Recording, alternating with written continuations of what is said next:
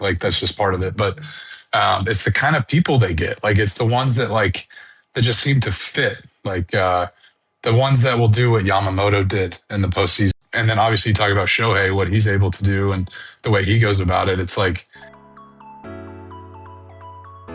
ドジャースを昨年引退したレジェンド投手のカーショウが番組に出演し、ドジャースや山本、そして大谷談義に花を咲かせました。元 MLB オールスターの捕手ドナルドソン、カーショウと63試合バッテリーを組んだ盟友ラッセル・マーティンらがホストのゲット・イット・ダンリーグで本音も交え手の会話の一部を訳しました。ご覧ください。Let's get into Kirsch, the World Series, winning your first World Series.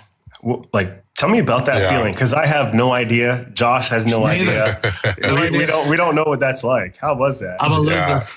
No, I mean, I mean, you know my story. You know how long it took. I mean, there was a lot of stuff that went down, and a lot of it was stuff I could have done better. Obviously, there's some stuff that 2017 happened with the Astros, which was a bummer, and so there's just a lot of stuff that happened, over the course that, and so I think I didn't really know it, but like after each passing year, you just you feel like the burden just builds becoming up. More and more and more, yeah. And so by the time we finally won, it just obviously super happy, a lot of joy, but I think I just felt like a burden lifted. You know what I mean? Like I just felt, I felt a little bit lighter, which is good for me. I need to feel lighter, and it just was good. It just felt so good, And I think every passing year after you win the first one is you're not competing with the rest of the years. You're just trying to win for that year, and that makes a big difference. Like you're not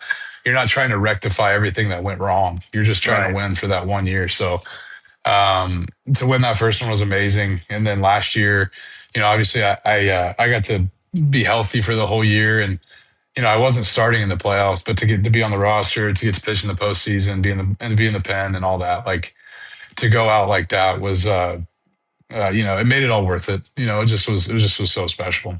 Nice. It felt like Game 6 and Game 7, Clayton, was like the reverse. All the things that had happened to the Dodgers all those years, it almost felt like the baseball gods reversed it in those last two games. Yeah, the ball being wedged and the rest, Yeah, I mean, we probably didn't deserve to win those games. I mean, there was a lot of stuff that happened, but like you said, the ball just kind of broke our way those last two games. And I mean, you can't take away from what Yamamoto did. I think that was just wow, man, just was an insane. epic performance, and what Miggy did, Will Smith, it was just incredible. Yeah, he reminded me, of that World Series of Madison Bumgarner, what he did for the Giants. If you remember that, it was 2012 or something like that, to where he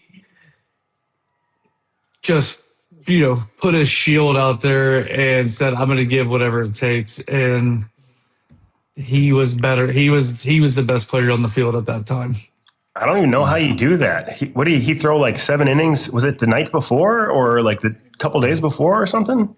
No, he threw a complete game. Complete 6. game. And then he came back and threw 2 1/3 to win. I mean, that's crazy. I said this when Yama came over. I said, he's a little guy, obviously, and he doesn't lift weights, doesn't do different, but he's very regimented and has his thing. I said, hey, if Yama survives over here for 3 or 4 years and really thrives, we're going to need to look at what he does to stay healthy, Right. It's getting to that point. I think this is year 4, so we might need to take a look and see what he's doing, and he's maybe doing something right. Try to replicate it. Yeah. Well, he's like you, Russ. He's doing handstands and all the gymnast stuff that I couldn't even think about doing, and he does it. It's just it's incredible. He's so body strong. He just is. And he's so limber. I've seen some of his stuff that he does. Flexible. Yeah. What does he do? The javelin stuff too? Yeah, he's throwing that, and that's a lot harder than it looks. So yeah, there's a lot of stuff we can learn from for sure. Interesting. When did you know, Clayton? Did you know that he was coming out for Game 7? No, I mean, I think we all were he just threw a complete game, right. Game 6, Yeah. But you know, you show up to the clubhouse game 7 and it's like, what are you going to do? Put your tennis shoes on? Like everybody's going to say they can go. And so, sure enough, Yama did his normal stuff. Like he was getting ready and, he went and warmed up in the pen and said he was good. And then they're like, all right, well, you're in the game. And so he just went in and it was incredible, dude. Incredible. Hey, Clayton, I have a question for you. This is like, if you could go back to like one specific moment in your career, like when you're on the mound or, you know, a specific moment in time and be like, man, I want to go back into that moment. Do you have one of those of like a specific at bat, a specific game starting, maybe coming out of the pen? I don't know. Like, do you have one of those experiences? Like right Just now, like- you still like if it's good, like to me, I would want it to be good. But what was that like best feeling you ever had on the mound? That's a good question. I mean, I think I had a couple. I mean, I think probably the first time I pitched in the World Series was Game 1 against the Astros, and I had a good game, and we won, and we were at home, and so just like the first World Series to win that first game, like that was a really good feeling. And then I think the other one was I got to close a game in the playoffs one time against the Nationals in the division series. And that was Kenley had just gone out there and thrown like 50 pitches and was just exhausted. And it was such a hard series, and we ended up basically running out of guys. And so I went down there and got to get the last 2 outs, and that was an amazing feeling after to get to celebrate with the guys and do that.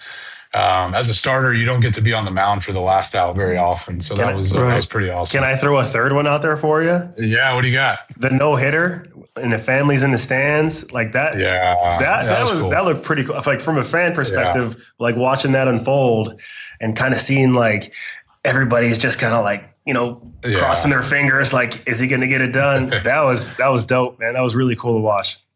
Yeah, but you guys know, like, no hitter is amazing, and it was such a fun night and got to celebrate with the guys. But like, when you accomplish something as a team, like winning or like winning a postseason series or doing something like that, like, I mean, that's the ultimate. That's why you play the game. Like, that's just you guys are grinding for 7-8 months, and so to get to like, even if you've never won a world, like you both in postseason, some big moments, like those are what is so special. You know, like that's why you play, and that's what keeps you coming back. It's just amazing. You can't replicate that. And that's why it's the get it done league. You know, that's why. That's why you play. So when that situation arises, you're ready to get the job done, and that's what separates yourself from so many other people, because in those big moments, you were able to do that and come up for your team and win. And you had such an amazing career. I mean, I really feel I don't give a lot of credit to pitchers. I really don't, because obviously I had to face them a lot. But for you, I will say, like, it was special, and to go out there and watch you do it is to do it for as long as you did, and the amount of rehabs that you have to go through. I mean, all of us go through it. Like, we all break down at some point, and for you to just keep going, and keep going, and you had that amazing career, and then at the very end of it, for it to kind of it's like to get that final closure of what you were saying of winning World Series, that's got to be an amazing feeling, and couldn't have happened to a better guy from what I know. I mean, you can just tell. Yeah. You try to talk about him, and he wants to talk about the team. Those are the kind of teammates you want, right there. Exactly. Right. Exactly. And Kirsch has always been that way. Tell us about you and Russ. What made you two click together in the beginning and then at the end? I think it was really fun to have Russ come back. I think I wasn't at my best when he was at his best, and so I think, and then like towards the end when he came back, I wasn't at my best again. And to have Russ like come in and catch me like a completely different person. And, I think I just had a ton of fun with Russ that second time through. And like, it was like we were on the same level a little bit, like kind of both towards the end, and to kind of get to go out that way with him and get to catch. I remember one game I threw to you in Miami, Russ. Dude, I was warming up before the game, and I had just got a cortisone shot in my neck, and I couldn't feel my tricep or my arm. Like I couldn't flex.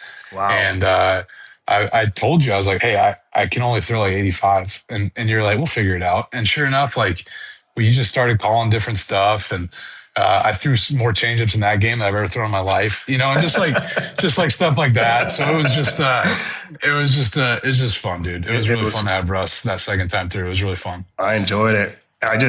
What a completely different just organization from the evolution of the Dodger organization from like when I left in 2010, they kind of went through a rough patch. And then when I went back in 19, I was so impressed with how just from top to bottom, you know, from the front office all the way down, they were on point, like preparation, you know, the coaching staff, like how they cater to the players, like their preparation, you know, leading up to games.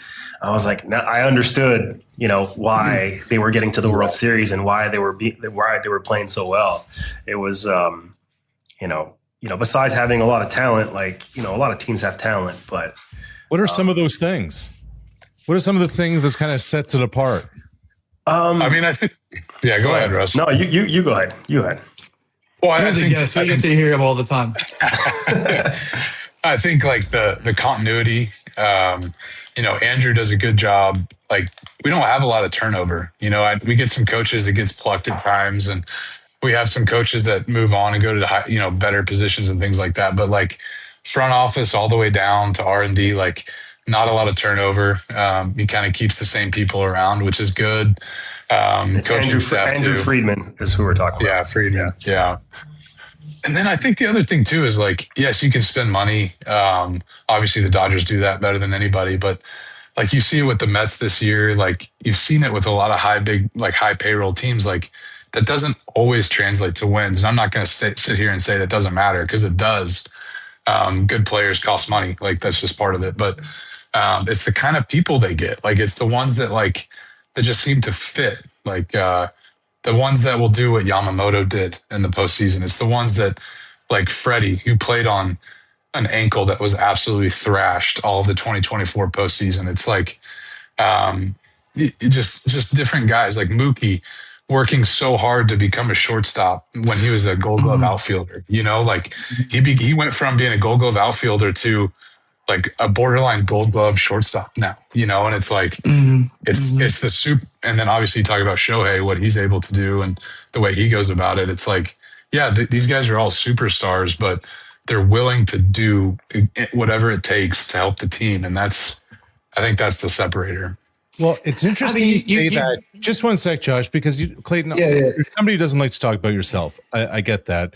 I remember when Ross Stripling was here in Toronto and talking to Strip, and he said the one thing, you know, I was asking him about the Dodgers, and he said there is such a standard of excellence there that everybody just kind of inherently knows. And he said the starting pitchers were on a group chat when he was there. And, you know, you wake up in the morning and Clayton says, Uber's leaving the hotel at 12:30. Well, there was no obligation for everybody in the rotation to leave at 12:30, but there was just an understanding that this is what we're going to do. So, like, where does that all come from your standpoint? Where was that standard of excellence for you that you wanted to kind of pass on to the rest of the guys? And where does that come from? And how important was that? And why was it important for you? I mean, honestly, I was just trying to be, a good guy. Give him a ride. He didn't have to come, but I think Strip was on an entry level contract. He could. I was like giving Strip a free Uber. I think, but I learned this a long time ago that it doesn't have to look the same for everybody. For me, I was, I did it my way. But like, there's also guys that looks nothing like the way I do it. They can, and they succeed and they excel and they're great guys and they're great teammates. So like, I think that's another thing the Dodgers do really well is like, we don't really care what your process is. we don't really care if you show up at 5 o'clock. We don't really care if you show up at 12 o'clock, but just do the same process every day to get ready to play and then do your job. And like, that's really all. Yeah. Be like, that's it. And so I think, a lot of these teams that are like, oh man, we can't get these guys to do what we want to do. Well, maybe they don't fit your mold. Just let them be themselves and they'll start playing better. And that's important. And the Dodgers do that really well. Yeah, I would say, Clayton, I mean, we mentioned Shohei a little bit, but I remember you could swing the bat a little bit when you were playing. Did you hit any homers when you were playing? I want to say I saw you hit. Who was it off of? Yeah. I know you know. George Contes. Oh, George. Poor George. Yeah. George gets mentioned so much. I say his name so much. Unbelievable. Oh, he loved it. Did he give you, what was it? Was it a slider, heater? What pitch was it? No, first pitch heater. Ask me what inning it was. What inning was it? It was the 8th. George. Yeah, because George was a reliever. He was a reliever. So he came up and gave up the free pump, and Clayton just held the deuces up. And did you get the CG that game? I did. It was a good day. Oh my God! I mean, see, before Shohei, you were dropping nukes and throwing complete game shutouts. So you were probably the inspiration for Shohei. That's what I'm going to say. Yeah, I asked Doc a few times if I could DH, and it didn't get very far.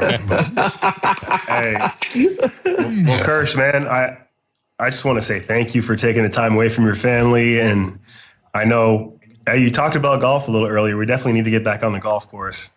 Hey, why can't I get any better? I've been playing for like 6 months straight and I stink. Man, hey, join the club. Yeah, Russ is a stick. I've seen Russ play. Russ is a stick. Russ is getting better for sure. Getting better, but Kirsch saw me play one of my better games. So I'll play with Kirsch anytime, because that was probably at that time that we played, was probably the second best game that I've ever played in my life. So you saw me at my best. That's not what you're getting every time we play. I'm telling you right now. Let's do it. That'd be fun. All right, man. Well,